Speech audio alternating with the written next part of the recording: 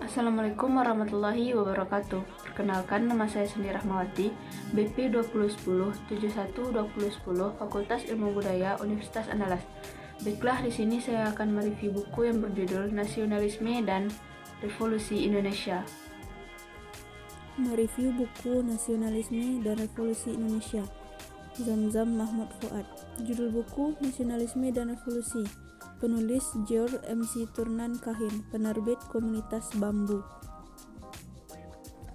Jika revolusi lahir dari akumulasi ketidakpuasan, maka demikianlah kemerdekaan Indonesia, sebagaimana Marx yang menubuahkan revolusi proletar yang akan terjadi seiring dengan memuncaknya akumulasi penindasan yang dilakukan oleh kaum berjuis. Selama dijajah, VOC dan Belanda atau Kompeni, masyarakat Indonesia mengalami proses pemiskinan massal dan proses diferensiasi kekayaan berdasarkan darah keturunan. Sejak awal kedatangannya di Nusantara, niat Kompeni adalah menguasai perdagangan hasil bumi. Pada mulanya adalah rempah-rempah, kemudian menyusul produk perkebunan dan pertanian. Bagi orang-orang Eropa, komoditas tersebut sangat berharga. Bahkan menurut data yang didapat dari pameran jalur lempah di Museum Nasional 2015 lalu, produk rempah-rempah harganya pernah puluhan ribu kali lipat lebih daripada emas. Maka pernah muncul diktum, barang siapa menguasai rempah-rempah, maka ia akan menguasai dunia. Menguasai berarti harus mampu mengontrol dan mengorganisir produksi dan distribusi. Dalam kerangka berpikir seperti inilah Kompeni menjalankan praktik eksploitasi ekonominya. Kompeni mengajak para raja-raja lokal untuk sama-sama memaksa petani menanam produk pertanian tertentu dengan jumlah tertentu. Petani juga dibebani berbagai macam pajak. Keuntungan yang tidak membuat petani terjerat hutang. Para petani berhutang dengan bunga tinggi pada orang Cina dan penguasa lokal, yang pengembalian hutangnya dapat dibayar dengan hasil pertanian atau sistem ijon. Dalam mengambil hutang, sedang berhutang adalah untuk modal bekerja. Dalam struktur kekuasaan kolonial, pemerintah Kompeni menempati struktur paling atas. Namun, untuk membendung gejala psikososial xenofobia melawan pada yang asing dalam benak pribumi tertindas, Kompeni menggencar sebagian kecil kekuasaannya kepada para penguasa lokal. Para penguasa ini menjadi kaki tangan Kompeni dan menjadikannya sebagai aktor yang bersentuhan langsung dengan kaum pribumi. Tertindas dari eksploitasi kolonial Kompeni dipimpin oleh orang-orang asing yang berbeda dengan dipimpin oleh orang sendiri. Untuk menjalankan sistem ini, Kompeni mengajak para raja lokal, adik-adik raja, dan kerabat raja sebagai tangan kanan kepercayaan. Oleh Kompeni, mereka diberi banyak keistimewaan yang seperti gaji, perlindungan keamanan, dan pewarisan jabatan pada anak kerabatnya selama 7 turunan. Dalam kehidupan kolonial, kesejahteraan ekonomi mengikuti aliran kekuasaan Kompeni. Semakin banyak seseorang mendapatkan aliran kekuasaan Kompeni, semakin besar peluangnya untuk mendapatkan uang. Di Indonesia, masa kolonial, kekuasaan menentukan kesejahteraan. Kekuasaan menentukan ekonomi orang berharta. Jika ia berkuasa, dengan kata lain, ia kaya hanya ketika ia mampu mendapatkan kuasa dan memanfaatkannya untuk meraup kekayaan. Logika Marx terbalik-balik di sini. Dalam logika Marxi, kapital, money, commodity, money. Namun kenyataannya, di Indonesia, masa kolonial, bukan uang yang hadir duluan menciptakan rantai kapital, namun kekuasaan yang menentukan uang. Money doesn't create money, power created money. Uang tidak menciptakan uang, melainkan kuasa yang menciptakan uang.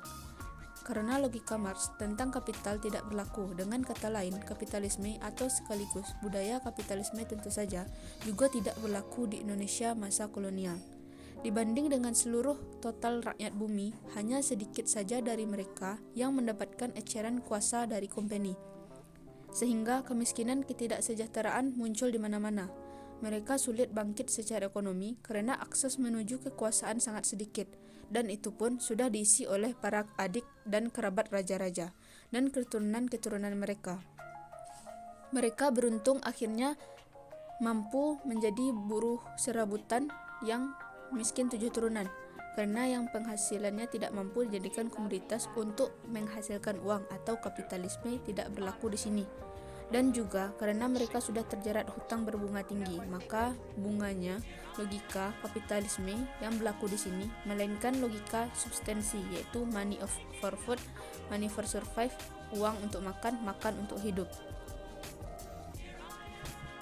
Himpitan hidup yang dirasakan oleh masyarakat pribumi menimbulkan gelombang ketidakpuasan, akan tetapi tidak semua ketidakpuasan berujung pada aksi protes.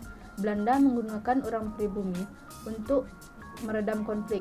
Sebaliknya, semangat perlawanan semakin menyala ketika kaum pribumi dipimpin langsung oleh Raja Pirai, Volksraad, DPR atau pribumi pasti melindungi mereka. Ketertindasan sudah menjadi kondisi objektif bagi terjadinya perlawanan, tapi itu urung terjadi karena belum ada yang memimpin dan mengawali. Ibarat rumah sudah terguyur minyak, tapi kalau tidak ada api, tidak akan terjadi apa-apa. Tapi kalau api menyambar, akan ada kebakaran yang dahsyat. Namun bagaimana menciptakan api? Perseturuhan kaum pribumi dan wacana Islamisme menentang kolonialisme Barat yang sedang berkembang di Timur Tengah menjadi salah satu penyebabnya. Wacana sosialisme dan nasionalisme berkembang di Barat, yang dipelajari oleh orang-orang pribumi yang berkesempatan studi di sana dan berkontribusi besar. Ide-ide pemantik api perlawanan itu mengalir lewat bahasa Melayu pasar, bahasa kaum pribumi, kaum tertindas, yang dinamakan dalam komunikasi mereka sehari-hari. Selain itu, perkembangan teknologi, percetakan, mendiseminasi percik api perlawanan itu sentero Nusantara. Apakah itu saja sudah cukup menciptakan para pemimpin yang siap membakar api semangat perjuangan? Tentu bisa. Sebagai Homo socius, manusia memiliki kecenderungan untuk berkelompok. Pada abad 20, penderitaan merupakan bahasa yang mengikat kaum pribumi untuk berorganisasi.